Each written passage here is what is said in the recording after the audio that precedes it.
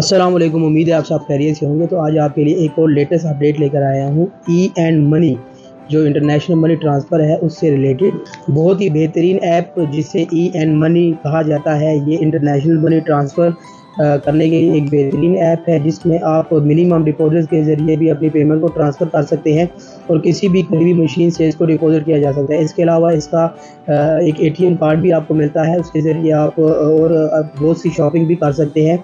इसके अलावा मैंने लास्ट वीडियो बनाई है जिसमें आप टिकट को बुक कर सकते हैं या कोई भी और ट्रांजैक्शन कर सकते हैं उस कार्ड के ज़रिए।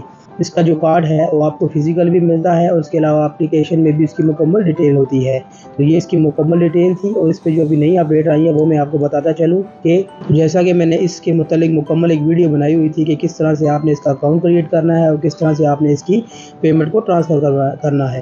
तो इसकी एक लेटेस्ट अपडेट आई है। इसकी अगर आप डिपॉजिट करवाते हैं मशीन के ज़रिए तो पहली 3 ट्रांजैक्शन बिल्कुल फ्री ऑफ कॉस्ट आप करवा सकते हैं, जबकि इसके अलावा जब 3 ट्रांजैक्शन से 6 ट्रांजैक्शन तक इसके तकरीबन 4 दिरहम पर ट्रांजैक्शन के चार्जेस आपको अदा करना होंगे।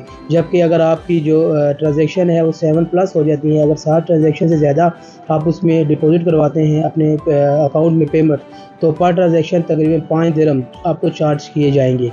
इसकी मुकम्मल वीडियो मैंने पहले बनाई थी जिसमें मुकम्मल तरीक़ाकार बताया था कि किस तरीके से आपने अकाउंट बनाना है, तो उसको भी आप देख लीजिएगा। और इसके अलावा अगर आप उसमें पेमेंट को ट्रांसफ़र करते हैं या सेंड करते हैं किसी कंट्री में तो फर्स्ट ट्रांजैक्शन आपको फ्री चार्ज होती है, इस पर कोई चार्जेस नहीं देने पड़ते आपको।